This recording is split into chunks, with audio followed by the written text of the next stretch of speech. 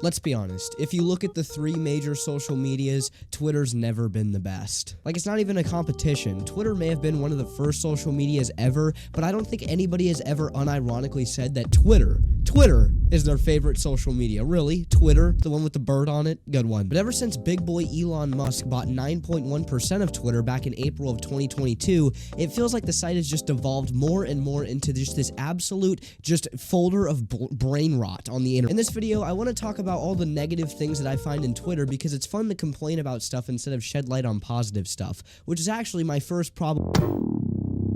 Twitter might be the most negative website I could possibly imagine on the internet. There could be a site that's just devoted to people just dying, so basically Twitter, and it would probably be less negative than Twitter's homepage. Like, it feels like every tweet that I see a YouTuber say is just this he said, she said competition. It's somebody getting canceled or somebody complaining about something that somebody else already said. And I mean, come on, who would actually want to sit down and waste their day watching somebody complain about something on the internet? What a waste of time. Fucking loser. But it's not just the tweets or, what somebody has to say that feel negative. I feel like almost everything on the platform at this point is rooted in some sort of negativity. Now, don't get me wrong, I'm definitely not the biggest fan of Twitter. I don't go on there every day and I don't tweet 45 times an hour. I think I've tweeted maybe 5 times since having an account, but it feels like every single time I go on there, it's just a negative cesspool of the internet. And then everything that anybody's saying is just something negative, so then it puts me in a negative mood because now everything I'm seeing is negative, and then it just keeps going and going and going until I've spent 4 hours scrolling on a social media site that's now probably gained $50 off that 12 hours that I've spent on it. And I feel like most of the arguments that I see on Twitter, most of the things that I see people complain about aren't actual genuine problems or things that matter. It's just who's trying to look the most morally right. Like, no facts matter at all. It's just who looks the best by today's moral standards, not by 10 years ago moral standards, but now. If you don't look good now, don't even talk to me. You're not allowed to have an opinion. You can't have a differing thought than anybody, even to the littlest extent. Otherwise, you're just not going to be allowed to talk. You know how most civil conversations happen where it's just one person doesn't allow the other person to talk? That's how we grow as a society. And I mean, trust me, I can rest easy not knowing the latest scoop of the dream drama, the fucking 40th drama he's gotten into, or this person who did blackface 22 years ago. I'm sorry, call me racist, I don't care. I will live perfectly fine. I will go on to have a family of 2 with my wife. That sounded weird. I don't think I said that. I'll have a beautiful dog. I'll make it on YouTube, live in a nice house, and I will never think for a second on my deathbed, man, I wish I spent more time thinking about what Dream did in 2020. Everywhere you go, every comment section, every video, under everything, probably half your followers, if you don't use the site that much, bots. Now, the bot problem on Twitter is probably the worst I've ever seen on any social media site or just site in general for that matter. I mean, you know those places where you go to download like pirated shit and it's just bots everywhere, ads everywhere, it's trying to get you to download 15 different malware sources? Those have less ads than Twitter, bro. Now, I can't tell you the exact percentage of what Twitter's population is bots because all the sources that I went to ranged from either 5% to 80%, so I'm just gonna not, speak on that so I don't get anything wrong. But just log on to the site yourself. Just see how many bots, how many things are happening. Like I said, go under your followers if you don't use the site that much, and I guarantee you will easily be able to scope out all these different bots that follow you. They have basically no followers, no engagement, they've never posted anything, but they follow thousands of people. Like how the normal Twitter dweller does. You never do anything, but you follow thousands of people. And one of my biggest problems with the bots on Twitter is that it fakes engagement. It fakes likes on your tweets, or it fakes followers that you might have. And to somebody that's not, insanely tech savvy, has a 4090 RTX 2060, 42 gigabytes of RAM, 69 cores, they could easily think that, hey, I'm actually getting followers. Maybe I should continue to post on this site and share my opinion so that way I can continue to get this engagement. So it just enables them to want to spend more time on the site, which we all know. That just means more money going into Elon pocket. And yeah, that might be a little bit of a niche argument, oh, you're just going to make people want to stay on the site more. But hold the phone.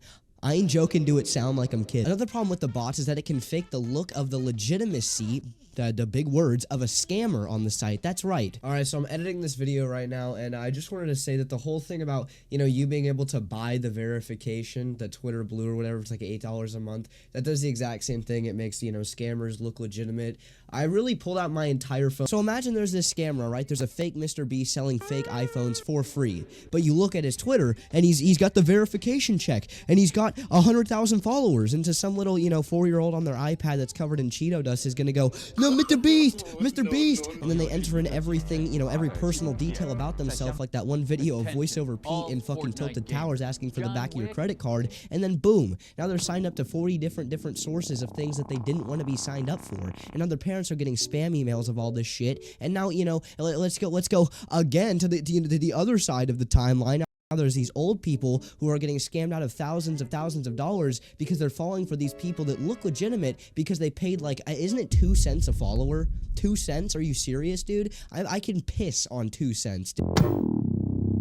Now, the point that I'm about to make right now really goes for most social media platforms, but it's definitely big on Twitter too, and that's just the dopamine rush that you get from going on a site like this. Now, I know, big stupid science, you sound like a boomer, fuck you, I understand, okay? That was mean, don't say fuck. Whenever your dopamine level resting, let's say it's right here, okay? And then you go on Twitter, you see all these opinions, you get riled up, you see a picture of somebody getting fucking beheaded, your dopamine, it just rises to about here, and the entire time that you're on Twitter, your dopamine is here instead of its natural resting of here. Well, now, whenever your dopamine's here, it's gonna feel to your brain like it's down here because now it feels like its normal dopamine is up here. That's all study. I'm not gonna say it. It'll be on screen. I'm not going to say it. That's basically how it works. And what that means is that you're basically screwing over your dopamine receptors. You're making them not behave how they're supposed to. And what that's gonna do is, let's say you have ADHD, it's gonna make you feel absolutely insane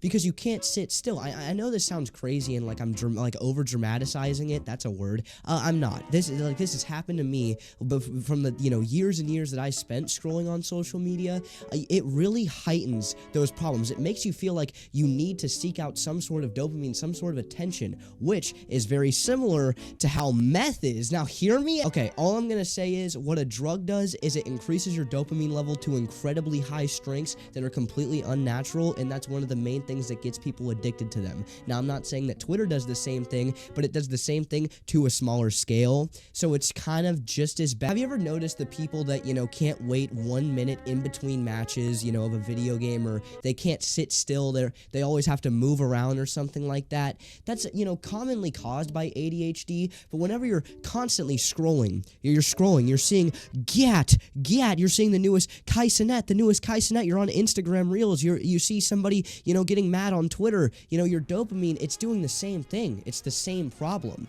I would highly recommend that if you spend, go to your iPhone screen time, see how much you spend on your iPhone. I'd highly recommend that you try to cut that back. I'm not saying that, looking at internet content is bad. Like, long-form content does not have the same problem that short-form content does, but all kinds of short-form content are just quick, get your attention, stimulate your brain, and it's not good for your brain to constantly have that level of dopamine. Now, you might think that some of my arguments in this video were a little weak or didn't really make sense, and hey, frick you, frick off, I liked the video and you don't have to, but I mean, just think about it. I mean, I can't be the only person that feels like day by day, Twitter just turns into a worse and worse and more negative website, and it's not the kind of place that I want to spend my time being on. I'd rather watch, like, I don't know, Jay Schlatt or something. I don't care about Twitter. But yeah, that's basically it. I'm really bad at outros. I don't know.